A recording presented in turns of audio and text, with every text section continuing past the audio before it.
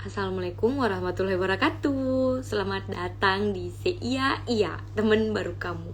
Oke, hari ini kita akan, untuk teman-teman yang baru bergabung, yang pertama kalian lihat episodenya Seia ini sudah episode ke-21. Dan hari ini konten kita yaitu Break. Break merupakan konten di mana kita akan menggali penelitian langsung dari penelitinya gitu.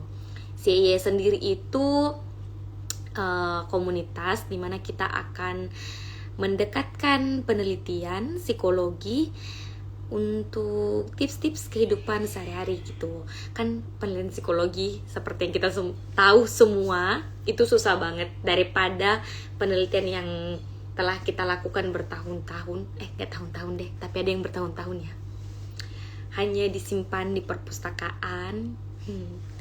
Kita membuat sebuah video. Siapa tahu teman-teman yang sambil makan kah, mau nonton kah, boleh saran nonton sih ya. Iya. Karena setelah live kita akan simpan video ini di feed gitu. Jadi teman-teman yang terlewatkan konten iya boleh nonton kembali di feed gitu.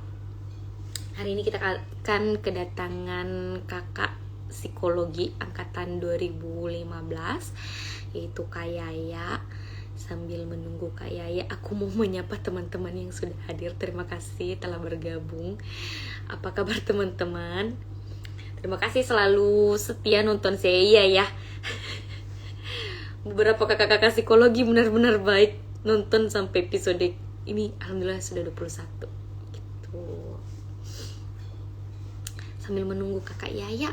Kakak Yaya mana ya? Kita coba undang kakak Yaya. Bismillah.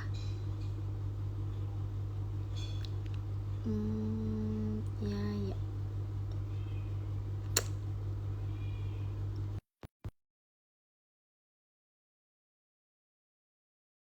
Terima kasih sudah bergabung. Saya undang Kak. Boleh diterima.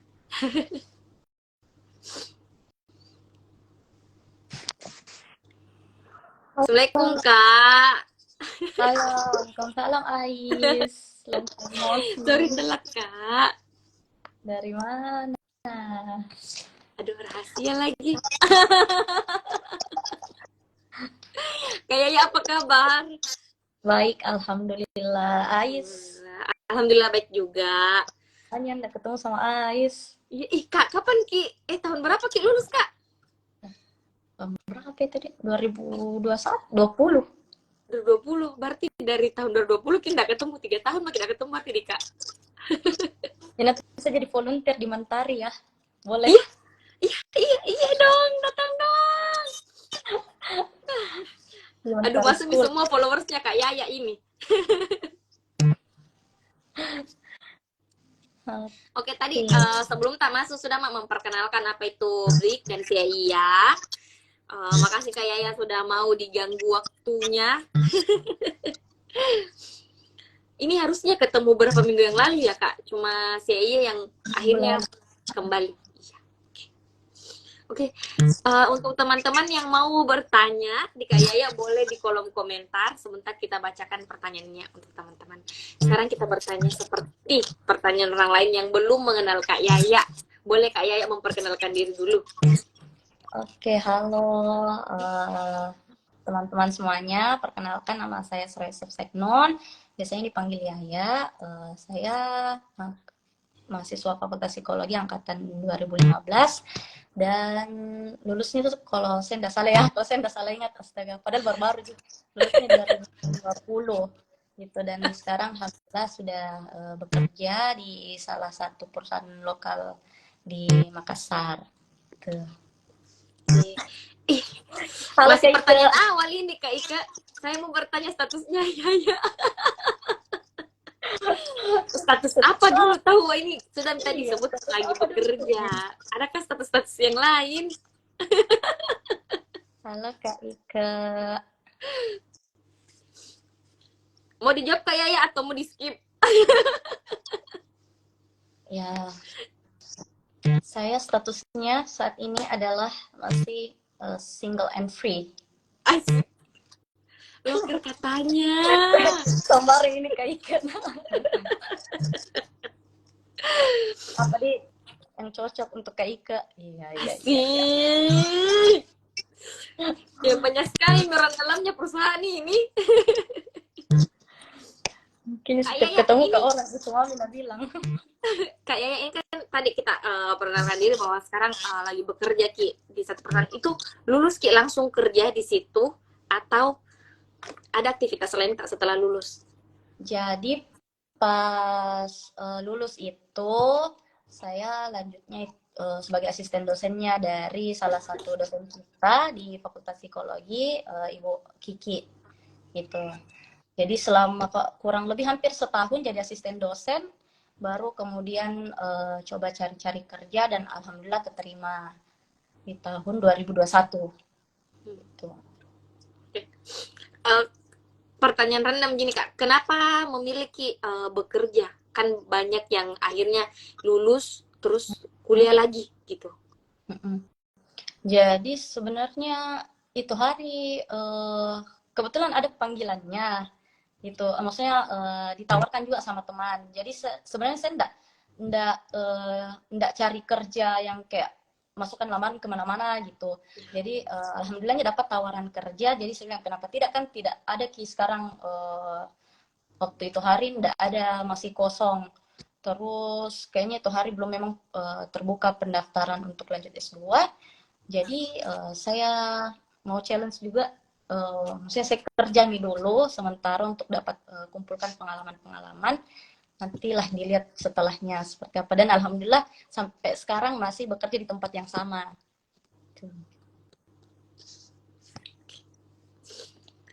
Berarti nyaman makin berarti 1 tahun lebih makin lah di situ di Kak. Hampir 2 tahun ya, hampir 2 tahun.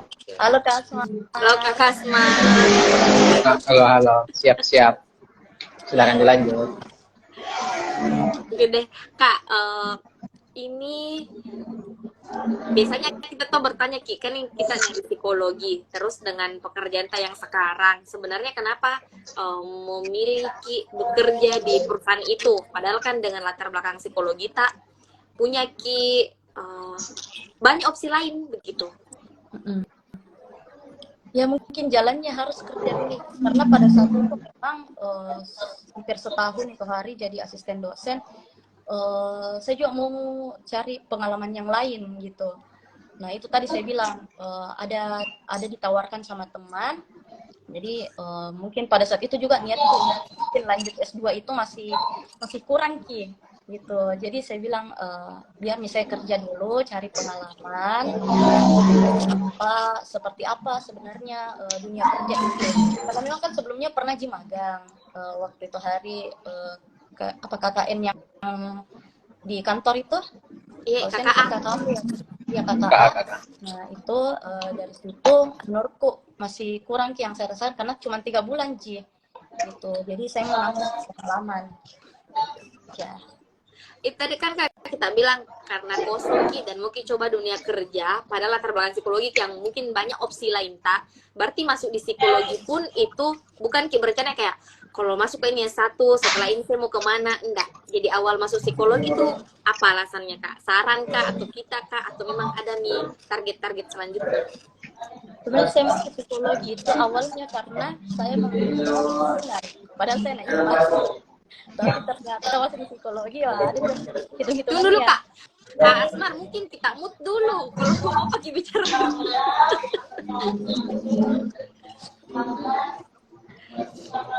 Jadi saya bilang ini Kasper bilang iya. Jadi itu hari saya masuk psikologi itu memang karena mau menghindari hitungan. Padahal saya anak IPA, tapi kayak mungkin bosan mak dengan hitungan. Tapi ternyata pas masuk di psikologi ya banyak hitung-hitungannya ya. Tetapi juga menghitung. Jadi sudah terlanjur tercebur. Jadi ya sudahlah. Jadi bukan saran-saran dari orang tua kak, guru kak, atau ada target-target tak masuk psikologi untuk jadi sesuatu gitu? Sebenarnya di awal-awal semester itu memang saya pengennya mau jadi pengajar. Dalam artian di sini dosen, karena kebetulan latar belakang keluarga juga dua-duanya pengajar. Dari ibuku itu dia guru, kemudian bapakku itu dia dosen. Itu jadi mungkin dari situ memang terinfluence pengen jadi pengajar gitu. Sampai sekarang Awal pun kuliah, ada niatan. Kak, itu awal-awal kuliah ada nggak target tak kayak kan awal-awal masih dasar gitu tuh semester awal kayak ini mau Kak ke arah psikologi kan sekarang di perusahaan Ki berarti lebih ke Pio ya berarti Kak harusnya Ya, ada nggak psikologi. memang kayak mau Ki ke Pio Kak ke sosial Kak kemana Kak? Eh, Waktu awal-awal semester itu kan memang masih umum. Terus Hmm. kemudian pas kita sudah bisa memilih beberapa mata kuliah, ternyata saya condongnya memang lebih suka atau lebih excited dengan mata kuliah klinis dan Pio. Gitu. Jadi memang mata kuliahku pada saat itu kebanyakan klinis dan Pio. Jadi untuk perkembangan pendidikan itu paling untuk nambah-nambah SKSG. Gitu. Terus tadi kita bilang lulus tahun 2020 berarti kuliah Ki sekitar 5 tahun itu Kak ya? Iya, 4 tahun. 5 tahun itu berapa lama Ki dalam proses skripsi Kak? Ada sekitar 1 tahun. 1 tahun? Iya. Ini skripsi tak yang dari TPS ya Kak? Atau enggak nanti diubah proposal? Jadi memang pure dari awal mengajukan. Karena waktu TPS itu apa ya TPS kemarin? TPS itu saya melanjutkan dari mata kuliah kualitatif. Ya mungkin karena itu hari mepet juga ya, jadi sekalian itu saja ambil kasih masuk jadi TPS. Karena kan program TPS dulu kan beda sama ya kurikulum sekarang. Kalau sekarang kan yang TPS-nya itu nanti yang akan digunakan sebagai proposal. Iya. Gitu. Ujian Kak TPS kira kan proposal tuh Kak, final TPS proposal kalau sekarang. iya sekarang begitu. Iya tuh Kalau Kak. dulu kan sekedar mata kuliah sih. Iya. Ya mempermudah lah cepat-cepat selesai orang-orang. Terus Kak, selama tak di psikologi ada nggak jatuh tak gitu? Kayak donta, ada Kak error atau apa begitu? Tak disangka-sangka. Kalau error pernah satu mata kuliah error, tapi pas ini ternyata kan bisa dibuang ya, jadi saya buang saja daripada merah Jadi juga IPK beban. aku, mending saya buang saja. Tunggu dulu saya baca ini salah satu komentar yang sangat-sangat eye-catching. Kakak Ayah sharing hari Senin ya, Bu Fira, saya ingat Bu Fira. Ya. Terus tapi mana tadi tuh? Oh iya, terus kalau kayak masa down-nya itu mungkin kalau di pengerjaan skripsi sendiri adalah pada saat review jurnal. Kayak gitu. Baru kan review jurnal-jurnal yang diminta pun itu yang internasional ya. Gitu. Jadi itu seperti saya sudah mau muntah-muntah jurnal. Jadi iya maksudnya sempat juga break dulu sampai pernah karena mungkin kalau untuk sosial media cukup banyak menyita waktu, jadi saya vakum Instagram sama sekali, tidak uninstall Instagram pada saat itu. Wow, usaha ya Kak. Kak, kalau dalam proses skripsi kita yang 1 tahun itu kita bilang tadi, up and down dong pasti dalam mengerjakannya, termasuk tadi salah satu yang review jurnal. Itu review jurnal tak, bukan di review jurnal yang 100 jurnal. Karena ada temanku dapat pembimbing yang seperti itu. Enggak. 10 aja. 10 aja tapi sudah botak. Iya, 10 jurnal. Belum lagi jurnal-jurnal lainnya. Okay. Bagaimana tidak muntah-muntah ini perasaan. Ini Kak, eksperimen Ki ya? Iya. Jadi, ini kan dalam proses skripsi pasti up and down Ki. Semua juga aku pikir orang akan merasa up and down selama proses skripsi. Keadaan down tak pas skripsi tuh selain yang muntah-muntah jurnal apa Kak? Saya rasanya sih enggak ada ya. Mungkin itu jika kayak momen-momen biasanya kan kalau misalnya kita masukkan revisi, kemudian ada beberapa, maksudnya ada jenjang waktunya beberapa lama sampai itu revisi dikembalikan. Jadi mungkin di situ Ki biasanya kayak malas-malas kerja. Jadi kayak kehilangan momen Ki. Kan kalau misalnya kita maunya kan sudah direvisi 2-3 hari ada nih kembali. Jadi momennya itu masih ada Ki untuk kembali mengerjakan revisinya gitu. Tapi kalau misalnya bisa sampai 2-3 minggu itu kan kita down lagi untuk kerja skripsinya gitu.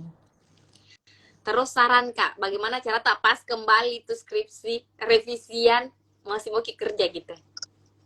Ya karena saya mau lulus dengan cepat. Oh gitu nih motivasi tak mau lulus dengan cepat. Terus juga karena apa ya?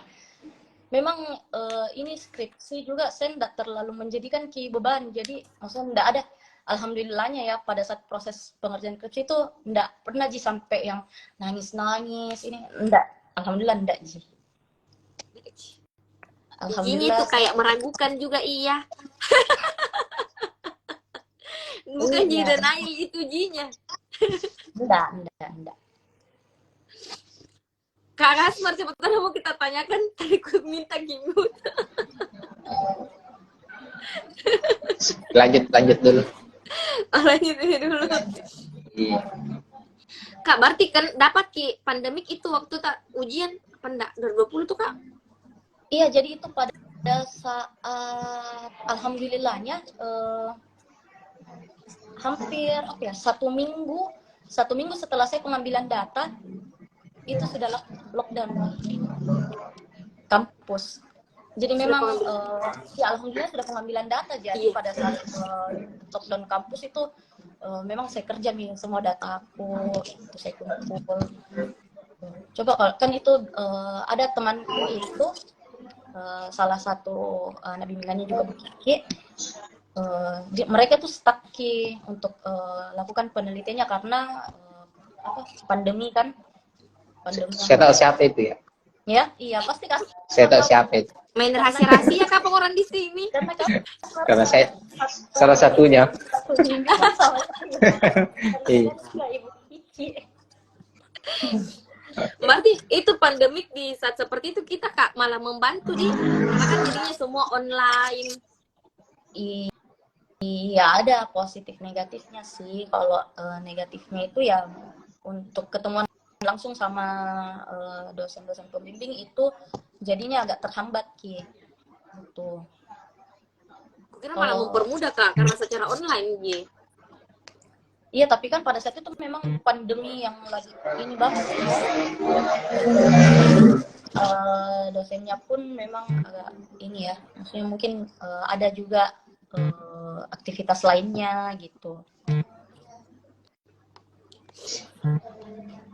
Terus Kak ini masuk makin paling ke dari tadi memang masuk ya di skripsi tak. Kenapa akhirnya mau tuh? Maksudku tema tuh jarang karena orang kan biasanya temanya tentang kecemasan, tentang anak sekolah, tentang kepribadian, apalah. Kita kenapa mau pilih tema produk? Jadi awal mulanya itu ini karena saya masuk untuk kelas psikologi konsumen. Gitu kan memang mata kuliahku kebanyakan lebih mengarah ke PIO ya. Gitu. Jadi saya baca salah satu textbook itu kalau saya nggak salah karyanya Solomon. Jadi di situ sempat bahas tentang perilaku konsumen. Nah, salah satunya ada intensive brand switching. Nah, setelah saya baca-baca, terus saya observasi nih juga di lingkunganku dan diriku sendiri bahwa memang teman-temanku itu, lingkunganku itu banyak yang mereka menggunakan beberapa merek gitu, beberapa merek untuk satu kategori produk yang sama. Gitu, maka dari situ nih kemudian saya kayak kita dikasih jadi penelitian gitu. Jadi awalnya sebenarnya kalau kita lihat judulnya ini kan produk pembersih wajah. Nah, awalnya itu bukan sebenarnya pembersih wajah, tapi lipstick. Mungkin karena saya perempuan ya, terus lingkungan. Jadi kebanyakan perempuan itu dia punya lipstick berbeda merek Ki. Padahal kan satu produk yang sama nih, tapi dia berbeda merek gitu. Jadi di situ nih saya lihat sepertinya memang ini yang terjadi gitu. Jadi saya propose nih ini judulnya dan latar belakangnya ke pembimbing. Terus kata pembimbingnya, tidak bisa kita nembak langsung untuk produknya gitu. Misalnya nih, eh, pada saat itu kan saya maunya meneliti tentang produk lipstick gitu. Nah, terus ternyata dari step-stepnya itu kita harus dulu lakukan survei awal, survei data awal. Apakah memang benar kebanyakan orang melakukan intensi brand switching itu di produk yang saya propose itu hari. Tapi ternyata ada perubahan gitu. Dari hasil data awalku, ternyata yang paling banyak melakukan brand switching itu di produk pembersih wajah. Yang mana pembersih wajah itu sebenarnya dia cukup high risky, kategori produk yang high risk. Itu. Jadi sebenarnya bukan ini objeknya pertama kali, tapi karena survei data awalnya menunjukkan bahwa memang pembersih wajah yang paling banyak dilakukan intensi brand switching, jadinya berganti ki judulnya. Kuliah Kasmar ada nak catat, mungkin Kasmar mau Iya. bertanya. Padahal ini Kasmar paling tahu. Padahal ini Kasmar paling bagus judul penelitian. Sama-sama mengerjakan. Dari data awalnya Yaya yang banyak produk teman-teman melakukan brand switching apa ya? Jadi yang paling pertama itu di posisi pertama itu pembersih wajah, kedua Pembersih memang wajah. terus yang ketiga itu saya lupa nih. Apa yang ketiga? Kalau saya tidak salah kategori produk apa ya, elektronik deh kalau saya nggak salah. Elektronik. Itu masuk nggak karena orang gampang berubah begitu? Maksudnya kalau elektronik kan jangka panjang bisa dipakai lama, sementara kalau pembersih wajah kan bisa beroper begitu. Kalau saya nggak cocok, saya kasih mantu deh waktu itu kan. Iya, karena mungkin juga kalau misalnya kan kalau elektronik kan dia tidak apa ya, tidak dipakai. Gitu. Sedangkan dua kategori produk di atasnya itu dia barang habis pakai.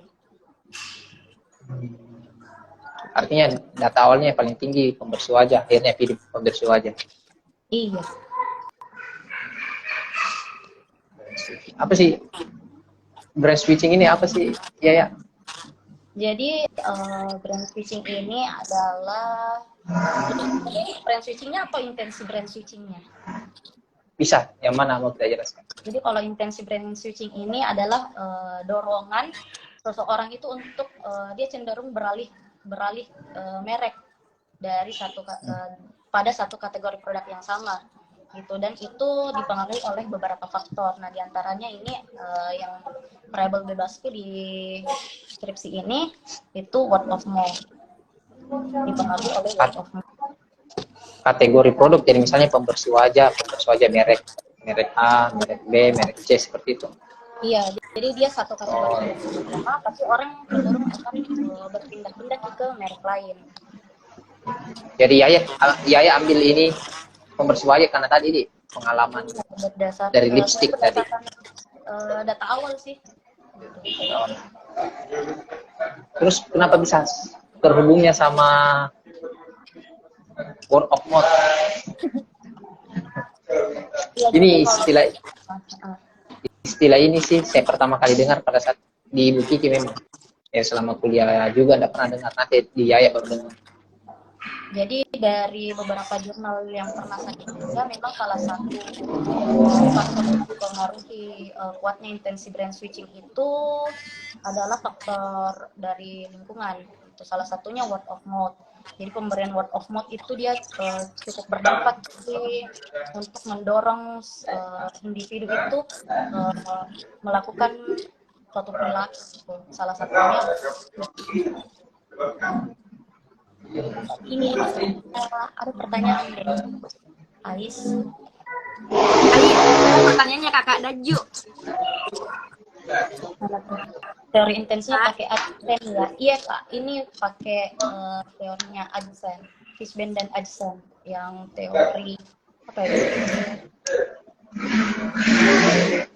Teori plant behavior.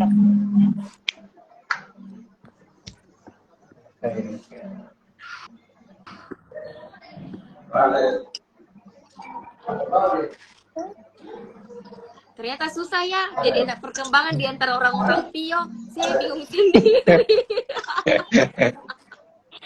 Saya juga pada waktu itu betul-betul membaca. Benar-benar ini orang bicara apa sederhananya. Saya masih Saya. bisa tingkat skripsiku karena masih agak lupa-lupa. Kak, kalau misalnya judul tak jadi bahasa yang mudah dipahami orang awam itu apa? Jadi ini sebenarnya mau melihat bagaimana niatan seseorang melakukan sampai bisa melakukan brand switching atau peralihan merek dari pengaruh ulasan. Jadi word of mouth itu adalah ulasan, gitu. Komentar-komentar kayak apa ya sekarang namanya? Jadi bukan karena dia merasa ini kurang, tapi karena dia membaca atau lihat komentar bahwa produk ini lebih baik, jadi dia ganti kayak gitu, Kak. Jadi kalau word of mouth ini dia lebih ke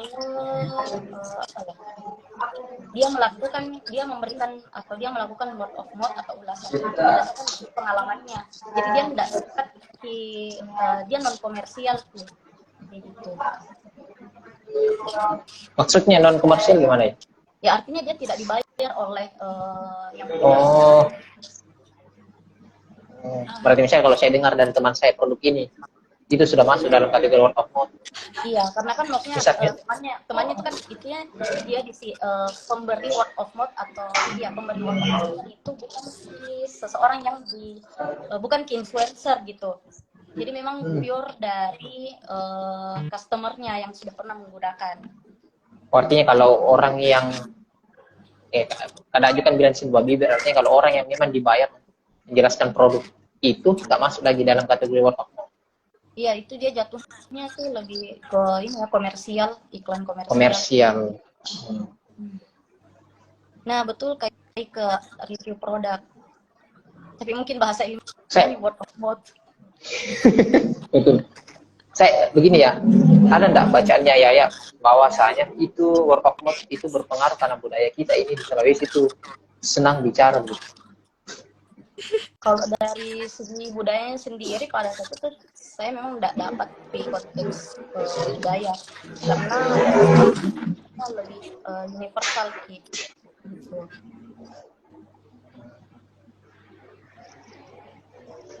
Oke ya, bisa dilanjut ya. Jadi tadi intensi word of mouth, kemudian lanjut penelitinya kok pakai eksperimen, enggak observasi saja tuh wawancara. Oke. Oh, saya jelaskan nih tentang skripsiku nih. Jadi kalau untuk agak sedikit kaku dulu. Melanggar ini di IC. Biasanya kan enggak boleh kaku. Agak melanggar ini. Iya, ini smart. Nah, jadi kalau untuk apa ya, intensinya sendiri itu saya pakainya teori plan behavior dari Fishback Adjacent. Dia mengukur 3 aspek dari social norm, terus apa lagi tuh ya? Saya buka-buka juga dulu ringkasan skripsiku di. Iya. Seperti curug ujian. Iya. Tapi saya lupa juga. Saya takut. Kak, ada pertanyaan dari Kak Dakju. Ya. Kalau di teorinya Adjacent berarti nyambungnya ke sosial norma berarti ya? Iya, betul sekali. Karena di aspeknya sendiri tuh dia mengukur sikap terhadap perilaku beralihnya, terus norma subjektifnya sama yang perilaku yang dirasakan. Nah, iya betul. Kalau ada juga attitude, subjective norm sama perceived behavioral control. Kak Dakju yang bergabung dulu di sini, Kak Dakju. Kalau word of mouth sudah ada enggak tokonya di Indonesia yang dia selalu teliti itu? Saya kurang tahu juga karena kebanyakan memang di jurnal ini saya pakainya kebanyakan dari jurnal-jurnal internasional sih, Kak. Kalau untuk frameworknya yang dikembangkan sama orang Indonesia itu saya belum dapat siapa tahu mungkin ada dari teman-teman yang lebih tahu bisa sharing gitu, biar kita sama-sama tahu. Bisa bergabung dalam live ini juga kalau mau sekali, boleh. Seru di sini word of mouth. Ya, kalau kan anak-anak psikologi kan biasanya ada mata kuliah psikologi kewirausahaan yang bisa belajar sama Yaya pakai ilmu word of mouth-nya gitu. Ya tapi kebetulan saya KWU sangat ini depresi pada saat KWU.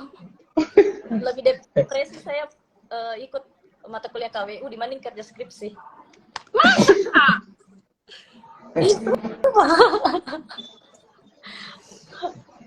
Ya ini kan pakai eksperimen. Iya. Pilih eksperimen kenapa ya?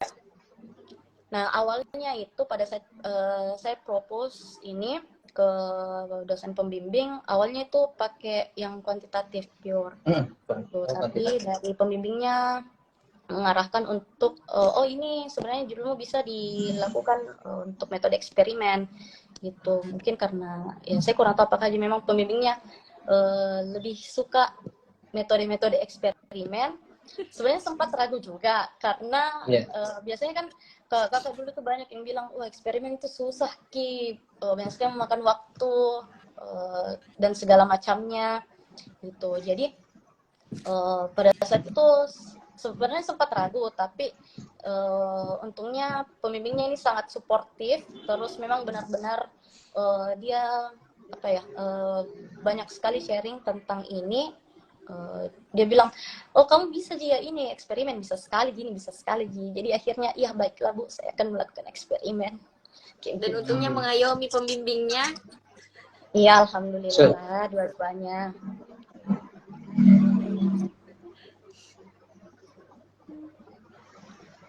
Ini social supportnya berarti yang berhasil ini. Iya, alhamdulillah pembimbingnya sangat suportif gitu. Sangat suportif sampai menyediakan rumahnya untuk kerja skripsi. Iya, masya Allah. Kukira satu pembimbing Kak berdua. Iya, pura-pura nggak tahu dulu ini. Pura-pura nggak tahu dulu. Oh, baik. Ini kan sama-sama di kerja. Jadi yang eksperimen, tapi biasanya kan orang kalau mau melakukan eksperimen itu yang difokusi untuk buat manipulasinya kan apa? Word of mouth-nya kah? Atau brain switch-nya atau apa gimana? Lebih ke variabel bebasnya sih Kak, karena kan variabel bebasnya di sini yang dijadikan manipulasi gitu. Jadi dibagi dua kelompok. Jadi ada kelompok eksperimen 1 dan eksperimen 2. Nah, kelompok eksperimen 1 itu yang akan mendapatkan paparan word of mouth positif. Kemudian untuk kelompok eksperimen 2-nya itu yang mendapatkan paparan word of mouth netral. Iya. Jadi dia desainnya itu between partisipan. Iya, between partisipan. Jadi dua-duanya kelompoknya diberikan perlakuan. Kok pilihnya itu dua ya? Kan saya kepikiran bahwasanya kita kalau walaupun kita mendengarkan bahwasanya ini produk negatif, ada kecenderungan bahwa kita mau coba begitu. Ya kan belum saya buktikan bahwasanya ini tidak bagus. Kenapa pilihnya positif sama netral? Nah, kenapa pilihnya positif sama netral? Nah, kalau untuk positifnya sendiri itu kalau untuk netralnya itu kan dia sudah mengandung sudah mengandung positif negatif di dalamnya. Oh iya. Ini yang maksudnya sudah melewati diskusi yang panjang bersama pembimbing, jadi disarankannya untuk kenapa tidak ambil yang netral, karena untuk word of mouth netral sendiri itu sangat jarang digunakan dalam penelitian. Kebanyakan itu kayak negatif to atau positif to atau positif dan negatif. Sementara yang netral ini masih kurang untuk dijadikan penelitian. Jadi pada saat itu ya saya coba gunakan juga untuk word of mouth netralnya kayak gitu. Manipulasinya kayak gimana? Manipulasinya itu jadi kayak jadi untuk word of mouth-nya itu saya berikan skenario, yaitu skenario bahwa ini ada produk pembersih wajah yang sudah launching beberapa bulan. Jadi dari desainnya pun itu dibikin seakan-akan memang ini produk ada gitu. Jadi kita nggak pakai produk tertentu karena takutnya nanti keluar nama atau gimana. Banyak sih kita pakai produk yang dummy kayak gitu.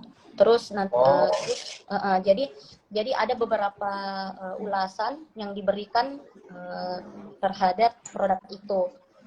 Gitu. Jadi untuk ulasannya sendiri itu bukan hanya satu, jadi dia sekitar 3 ya. Baik untuk word of mouth positifnya dan word of mouth netralnya. Berarti ada daminya di depannya kan? Kenapa? Di lab berarti di lab psikologi berarti dilaksanakan. Iya, di lab. Itu daminya ada enggak? Ya. Ada pilot tadinya enggak? Daminya. Iya, ada pilot. Ada. Iya. Jadi kalau untuk pilot tadinya itu saya lakukan 2 kali. Yang pertama itu untuk konten dari word of mouth-nya itu sendiri.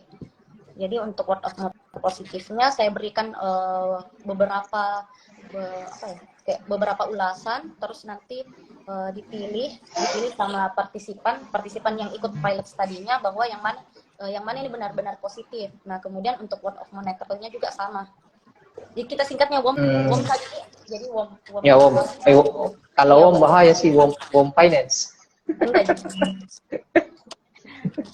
Ya WOM. Jadi kalau untuk WOM juga sama. Terus untuk pilot study keduanya itu dilakukan untuk menguji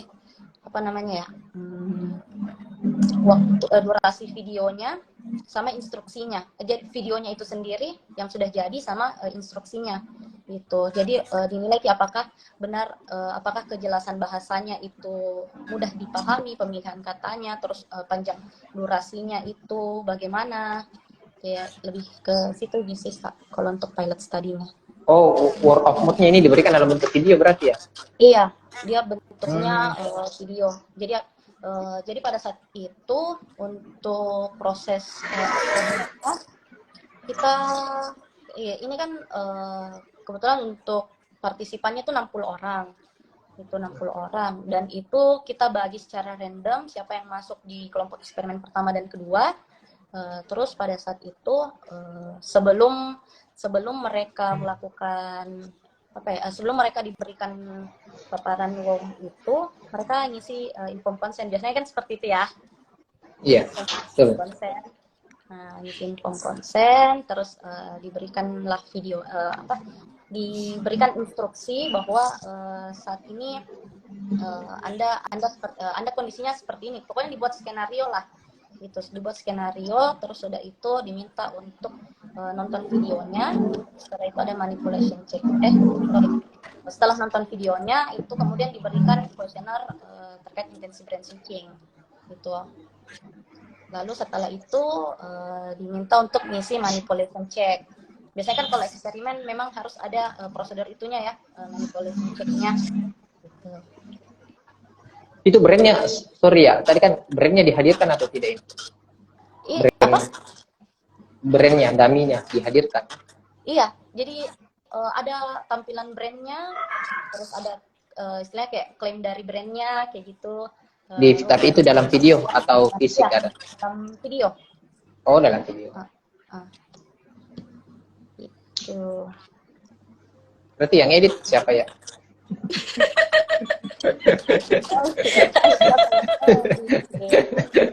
Dengan sendiri saya yang alhamdulillah sangat sportif. Tadi kan bilangnya 60. Ada enggak gagal di manipulation check?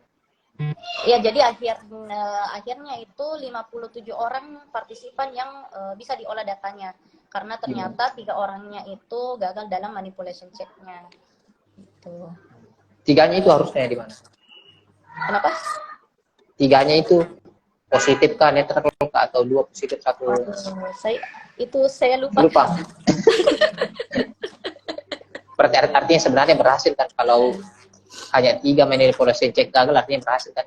Bisa diterjemahkan begitu? Iya, tetap bisa diolah datanya, alhamdulillah. Lanjut Ais, mungkin Ais mau tanya apa hasilnya? Kalau sama Kak Asmar, kayak ki bimbing, kayak gitu. Sorry. Kak, ini kita meneliti hampir 1 tahun dan ini tuh penelitian tak benar-benar kayak menurutku nah Kak, yang maksudnya saya kan judul-judul biasa di kodongku baca selama di psikologi kayak Gambaran bukan judul orang psikologi. Iya, lebih ke anak ekonomi, Mama. Ekonomi. Kan namanya psikologi konsumen kan di sini kita ngukur tentang intensi individu gitu untuk melakukan suatu maksudnya ini intensinya ketika diperkuat dengan variabel bebas yang deskripsi ini kan bisa jadi dia termanifestasi dalam perilaku gitu. Iya. Judulnya kayak ya. Kan karena grand teorinya juga kan ambilnya dari ini teori psikologi juga Fishbane dan Addison. Iya, tapi kan ini teori psikologi yang kita ambil juga jarang dipakai sama orang pada umumnya di psikologi. Biasanya itu psikologi. Coba, Mi. Biasanya psikologi Coba, Mi. Biasanya psikologi residensi. Iya. Kecemasan kayak tadi. Iya. Jadi ya Allah, masuk ke dunia orang pio ini kayak aduh. Terus Kak, dari menurut Tak ini dari hasil penelitian Tak, apa kurangnya penelitian Tak? Nah tuh, nah bilang Kak Dajo, sering kok TPB-nya AdSense. Memang ini Ais Kak ya. Saya Jibarti Kak. Belum dikasih tahu Ais. Sebelum ke pertanyaannya Ais, ke hasilnya dulu ya. Kenapa? Sebelum ke pertanyaannya Ais, hasilnya tadi gimana? Kalau dari hasil penelitiannya sendiri, alhamdulillah hipotesisnya diterima bahwa memang kan hipotesisnya diterima bahwa word of mouth positif itu memang dia dapat memperkuat intensi brand switching-nya konsumen untuk dia milih untuk dia beralih ke merek lain gitu pada satu kategori produk yang sama karena kemarin itu kalau saya nggak salah saya tulisnya di hasilnya itu bahwa WOM positif ini memang kan dia satu sisi informasi gitu apalagi kalau misalnya si konsumen ini dia masih kurang informasi dan akhirnya karena kurangnya informasi ini WOM ini hadir untuk menutupi kesenjangan informasi itu. Sementara kalau untuk WOM netral itu dia kan punya sentimen negatif dan positif dan ternyata kebanyakan dan ternyata ada beberapa penelitian yang menunjukkan kalau ternyata WOM netral ini biasanya itu konsumen akan bias karena kan ini ada sentimen negatif dan positif nih gitu jadi mereka itu lebih banyak pertimbangannya pada saat dia baca sentimen negatif dan positif itu yang tergabung gitu jadi karena banyaknya pertimbangan itu mungkin nah bisa jadi intensinya kemudian untuk beralih ke merek lain pada satu kategori produk yang sama itu semakin menurun seperti itu sih. Artinya ini kan hipotesisnya diterima, ada enggak gambarannya ya? Misal hipotesisnya ditolak itu, enggak berhasil ternyata ini. Maksudnya? Ini kan kategorinya hipotesisnya diterima, lebih tinggi WOM positif, signifikan kan? Andai saja di waktu itu enggak signifikan itu, ada yang kemarin enggak ya? Kalau misalnya pada saat itu ditolak. Iya. Ya itu tadi yang saya bilang kalau misalnya ditolak dan ternyata WOM netral yang lebih berperan WOM netralnya ini kan dia karena ada positif negatif. Iya, ada sentimen negatif dan positif. Jadi pada akhirnya intensi brand switching-nya konsumen itu akan menurun karena banyaknya mungkin pertimbangan yang setelah dia baca dua sisi informasi gitu yang dia dapatkan. Jadi akhirnya kayaknya ada negatif, ada positif, saya nggak usah pindah deh, tetap saja saya pakai yang ini, begitu ya? Iya bisa jadi. Apalagi kalau ini kan skripsiku ini kan dia partisipannya juga maksudnya saya kasih batasan, maksudnya di dewasa awal. Usia dewasa awal gitu karena kalau untuk di usia dewasa awal itu mereka lebih terbuka untuk rangsangan baru Jadi mungkin akan bisa jadi cenderung akan tinggi nanti intensif dan switchingnya gitu. Partisipannya ini ada kategorinya bahwasanya dia pemakai pembersih wajah. Semua orang yang pernah pakai pembersih wajah. Nggak ada sih. Oh, enggak ada. Lebih ke lebih ke usia Oh, lebih ke usia. terus spend money setiap bulannya berapa gitu, lebih ke situ sih. Kenapa customer pakai jadi kita pembersih wajah kan? Saking saya lihat Ya cahaya. Ya tadi pertanyaannya Yaya, pertanyaannya Ais. Tapi memang iya Kak, sekarang tuh kalau ada temanku gue tanya, mau Kak beli ini? Terus temanku pasti bilang, baca dulu komentarnya orang, baca dulu ulasan. Itu sekarang orang, baca dulu ulasan, bagus dak menipu cinta tokonya. Siapa ini akun PSM ku? Akun ini, akun pack. Iya. Ada pernah Kak Danju? apa itu, apa saja value yang ditonjolkan WOM positifnya, harga murah, kualitas atau apa aja yang diterapkan ke brand ini hasil risetnya. Kalau untuk brand kualitas, jadi pada saat itu untuk manipulasinya produk yang dipakai itu lebih ke apa ya, tunggu dulu, saya ingat dulu Kak, lebih ke apa itu hari ya, saya lupa lagi. Tunggu, value yang ditonjolkan WOM positifnya lebih ke tingkat jumlah pemberian word of mouth-nya Kak gitu. Jadi kalau sebenarnya iya, jadi kalau misalnya sedikit ki juga itu atau tidak masif ki itu juga cukup berpengaruh gitu. Jadi semakin banyak informasi yang masuk, apalagi kalau misalnya kayak WOM positif yang masuk, itu akan mempengaruhi. Kemudian di situ saya tampilkan ki juga untuk klaim dari produk itu sendiri seperti apa. Kemudian setelah ada klaim dari produk itu sendiri, kemudian ditampilkan juga ulasannya atau WOM-nya seperti itu. Apakah terjawab Kak? Oh, lebih intensitas ya? Kata Iya. tiga. Jadi bukan menonjolkan ke harganya Kak, kualitasnya Kak. Kualitasnya. Sebenarnya pemberian WOM juga ini banyak sekali juga faktor yang bisa orang memutuskan brand switching atau tidak ya. Sama WOM-nya, karena bisa jadi misalnya kita untuk pemberian WOM-nya itu sendiri bisa kita perhatikan dari segi keterpercayaan si pemberi WOM gitu. Kemudian hubungan dari antara si komunikat dan komunikatornya kayak gitu. Kak, dari Bang Daju berarti seberapa masif WOM-nya bukan apa isi WOM-nya? Ya bisa jadi dua-duanya Kak gitu. Kalau dari segi masif jumlah WOM-nya itu sendiri memang cukup berpengaruh. Terus dari segi isinya itu sendiri, jadi isinya itu kalau misalnya dia sentimennya positif terhadap pengalaman yang sudah didapatkan, itu juga cukup berpengaruh gitu. Misal apa-apa yang dia dapatkan setelah menggunakan produk A, apa yang dia dapatkan setelah menggunakan jasa A, kayak gitu. Netralnya kemarin positif 3, negatif 3 begitu nih. Iya. Kalau misalnya kita baca juga jurnalnya sebenarnya banyak sekali juga faktor yang mempengaruhi ini penerimaan WOM.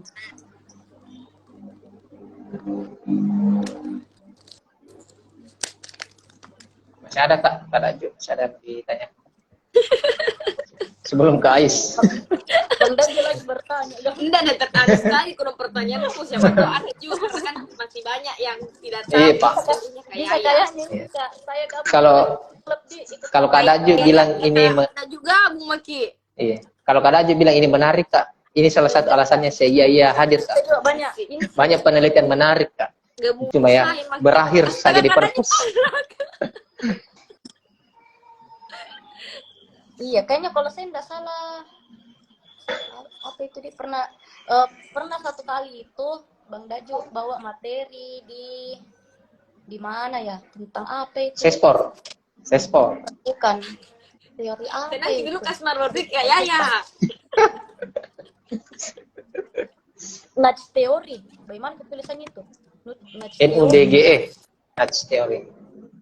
Nah itu, kayaknya Bang Daju expert di situ, mungkin bisa sharing-sharing. Atau siapa tahu iya bikin ini konten sama Bang Daju bahas nudge Boleh. teori. Insya Allah, Kita rencana digabung, jangka Naton. panjang. Soalnya saya cukup tertarik dengan teori itu juga. Kakak-kakak yang mau bertanya boleh bertanya di kolom komentar, sebentar dibacakan. Tadi ya, dari kan dari penelitiannya. Saya pinjam pertanyaannya, Ais. Itu kelemahan penelitiannya ya di mana? Dari 1 tahun. Kalau masih penelitiannya ya mungkin Ternyata tidak ada kelemahannya, Kak. Sempurna. bisa. Kayaknya penelitian ada kelemahannya deh. Gitu. Jadi sebenarnya kalau dari segi ini ya, mungkin partisipannya mungkin bisa lebih banyak lagi. Kemudian maksudnya sebenarnya banyak sekali yang bisa digali dari penelitian ini. Misal dari itu tadi, kita lebih memperhatikan dari segi WOM-nya itu sendiri. Apakah kita mau mengukur dari segi penerima WOM-nya atau pemberi WOM-nya, gitu kan? Karena itu kan cukup berpengaruh ya. Itu, sorry ya, kalau penerima saya masuk di akal, kalau pemberi itu gimana? Kalau pemberi Gitu, WOM kayak itu gimana? artinya dia yang menyampaikan WOM itu sendiri. Nah itu tadi bisa kita lihat dari tingkat hubungan antara komunikan dan komunikatornya. Apakah memang sebelumnya mereka memang baku tahu kah atau tidak? Terus dari segi apa lagi ya? Itu tadi jumlah WOM-nya. Jadi partisipan lebih banyak, kualitas WOM, bisa dari sisi penerima atau pemberi, apalagi ya? Ya sama, mungkin juga yang lebih apa ya, mungkin kalau untuk penelitian selanjutnya mungkin bisa, karena ini kan dia WOM-nya non verbal, nah mungkin bisa menghadirkan yang verbal. Jadi kita bisa lihat dari gesturnya, kemudian penyampaian secara lisannya gitu. Ini kan ya, sorry saya hubungkan, Yaya kan sekarang setahu saya kerja di warna kuning itu, di umur yang 11. Saya sekarang teman-teman mendapatkan oleh-oleh khas Makassar, silahkan berkunjung ke Brocil. Yes. Disebut dong. Kalau misalnya ada kegiatan, misalnya mau skripsi, proposal, bisa bawa tentengannya Brocil untuk dosen-dosennya. Ya, Kak Maktira, ada Kak Maktira kan, KPI-nya harus tinggi nih Kak. Dia promosikan di luar jam kerja. Banyak promo-promonya dari Tirso Makassar. Kalian kan? Ini ya, pernah nggak ya rekomendasikan dari hasil skripsinya ini Kenapa? di marketing, dipakai di tim project. Dulu saya neliti ini loh, bla bisa nggak dipakai dan lain-lain. Suruh Ini kan pasti berhubungan kan? ulasan. Belum, Yang bagus belum. ulasannya dapat brocil. Nggak belum ya? Belum. Kalau dipakai bisa pakai yang kayak gimana? Maksudnya Kak? Kalau misalnya ya mau pakai ini kan, mau pakai ini, Ya tentu brand kita switching. kembangkan Hijau. positif dong. Dengan memberikan kualitas terbaik kan nantinya customer rasa di sendiri toh, dengan memberikan kualitas terbaik, service excellence yang baik. Pasti kan Kalau WOM dapat dan memberikan WOM positif secara sukarela. misal begini ya, dipakai di dunia kerja, WOM positif itu saya pakai pasang spanduk tapi ada kalimatnya. Kenapa? Maksud enggak? Ada banyak spanduk gitu atau ada banyak pamflet. Orang komentar begitu komentarnya. Apakah boleh Masuk WOM positif itu enggak? Boleh diulang pertanyaannya? Masuk WOM positif enggak itu? Misalnya saya dari brocil, kemudian saya pasang spanduk banyak, fotonya orang saya ambil banyak, satu spanduk itu satu orang tapi komentarnya. Oh, Itu uang positif komentarnya. atau gimana itu?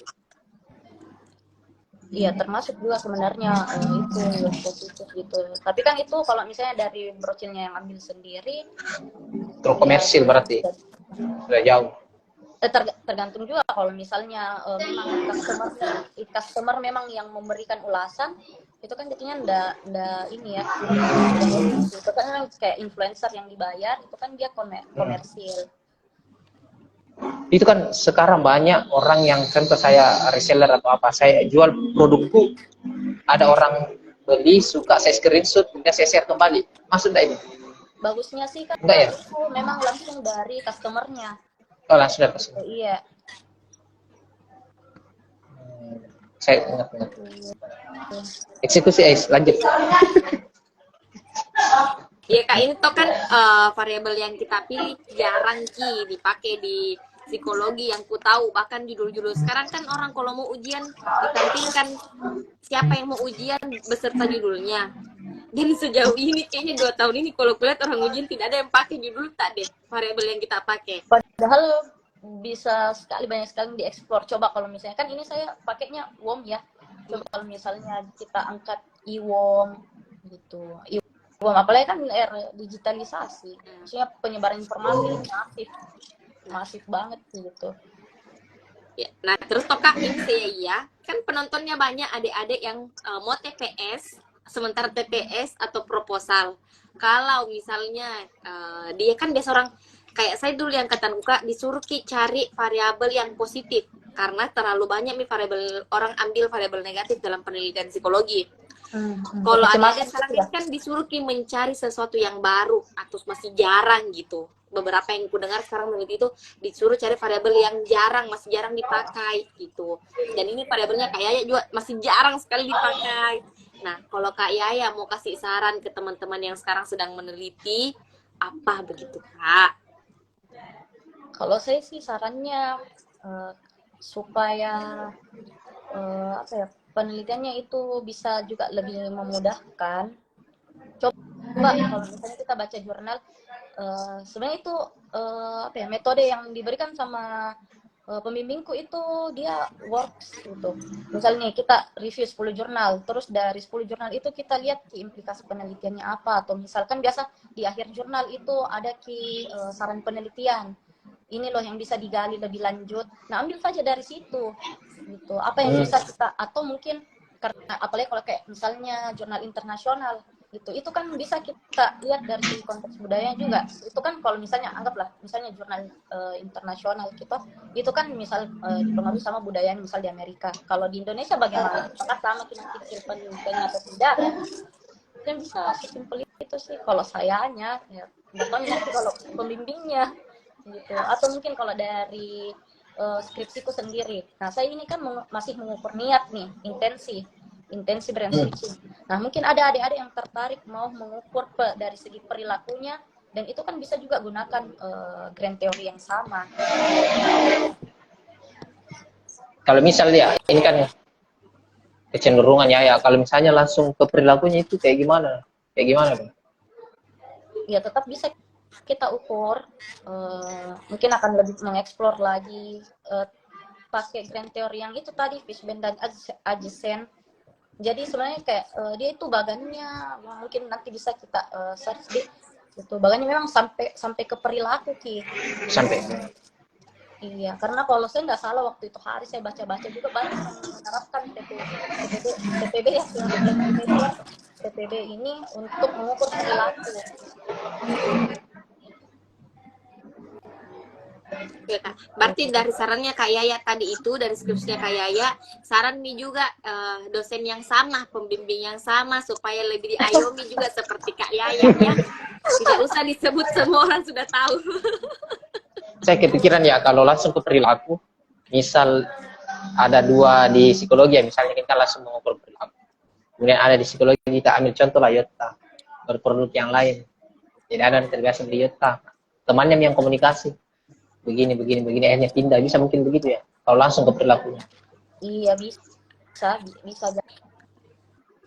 Betul-betul sebut-sebut merek semua orang ini. Punya intensi kuat, terus kan nanti dia kalau Nah, kayak misalnya itu biasa kan kalau pasti belajar di kita di psikologi.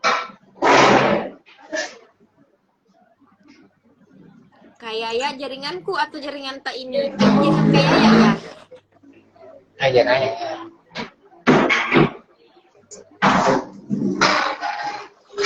Gimana?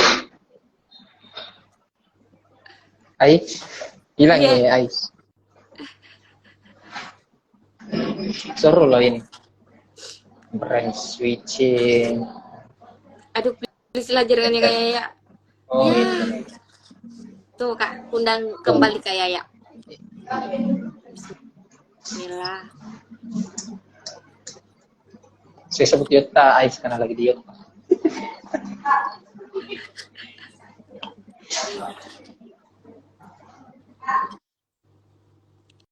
Aduh. Ini kenapa banyak akun-akun jualan ya yang bergabung? Apa karena judulnya Kak Yaya jadi akun-akun jualan bergabung juga?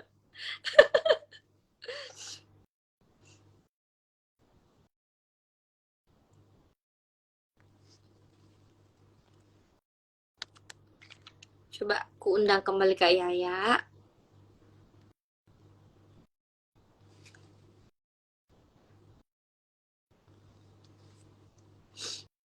Kasmar, ada pertanyaannya Bang Daju. Siapa tahu Kasmar bisa menjawab. Sembari menunggu Kakak Yaya. Hilang jaringan kayaknya Kak Yaya tadi, Ceh. Iya, tidak dapat bergabung. Coba lagi.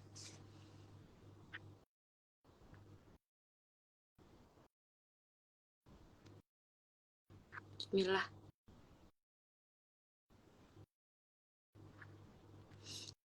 Tidak mau ya Kak Yaya.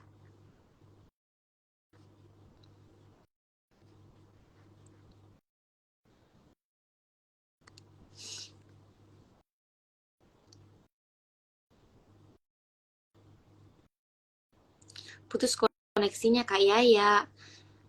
Kita coba lagi.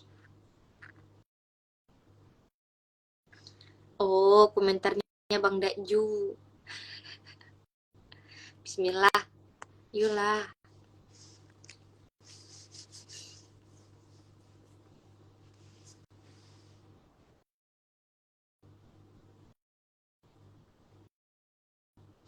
Kayaknya pertanyaan tadi ini deh Kasmar yang ke Kak Yaya tentang dampak ke perilaku yang dikomentari sama Bang Daju juga. Iya, Kak Yaya ada bisa bergabung. Karena sudah bermasalah nih jaringannya Kak Yaya. Jadi gimana? Ditutup mini atau menghubungkan ulang? Coba sekali lagi ya. Bismillahirrahmanirrahim. Harus bergabung dulu ya kayaknya.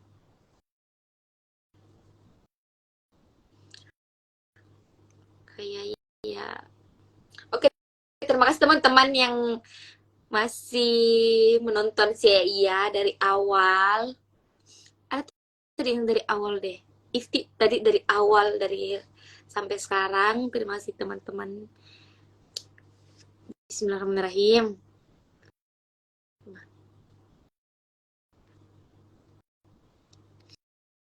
Iya Kak Yaya, ini ku coba lagi. Ini ku coba terima Kak Yaya.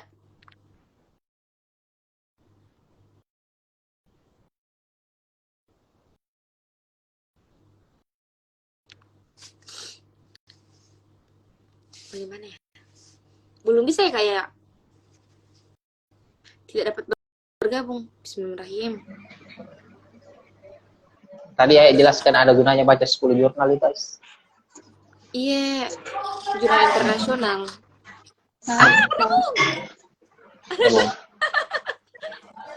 Iya, koneksiku putus. Koneksiku putus plus HP-ku panas. Baru live 1 jam. 1 jam makin lebih memang Kak Yaya. Terima kasih banyak.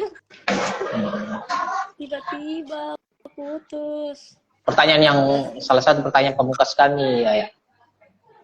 Apa insight hikmah meneliti 1 tahun ambil tema ini untuk untuk Yaya sendiri dampaknya?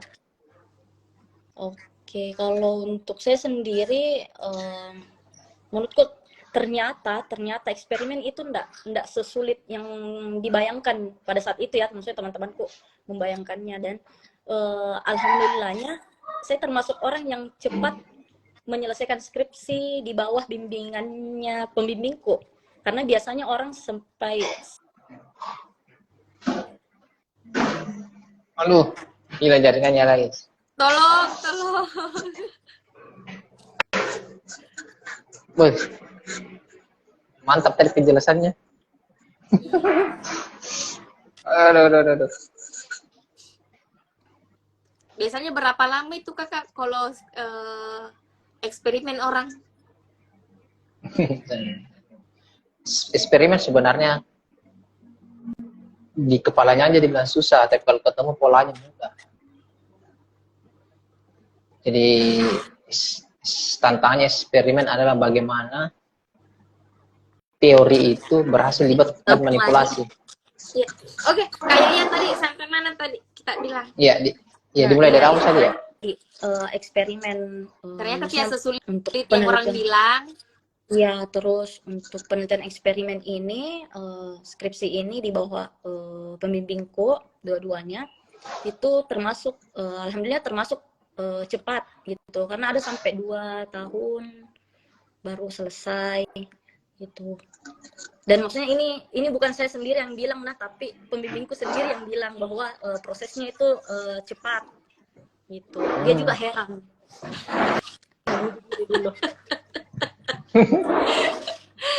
Bagaimana Kak Asmar? Betul sekali, saya sepakat.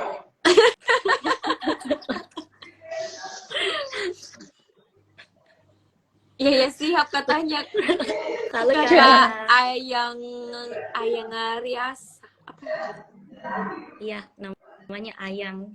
Kakak Ayang. Oke, masih ada dari, kalau masih ada teman-teman yang mau bertanya ke Kak Yaya atau memberi komentar ke Kak Yaya, boleh di kolom komentar. Kalau dari Kak Asmar bagaimana?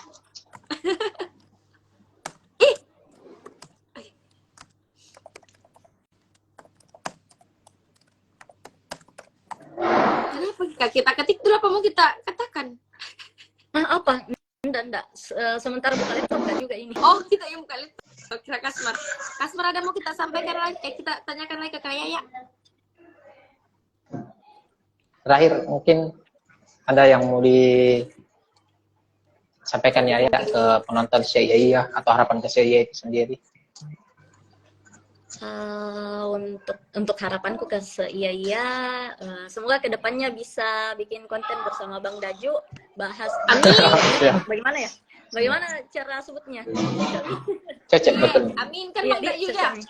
Ya, karena ini pengaplikasiannya menarik gitu, siapa tahu ada hal-hal yang berdasarkan nudge theory itu kita bisa aplikasikan untuk program-program kerja maybe kayak gitu. Terus apalagi ya, semoga semakin banyak penonton live-nya, terus semakin banyak juga bisa mengedukasi teman-teman, tidak hanya di psikologi tapi di luar psikologi juga, untuk bisa tahu topik-topik pembahasan di psikologi itu apa saja kayak gitu. Oh, dan juga untuk teman-teman yang mau ambil eksperimen,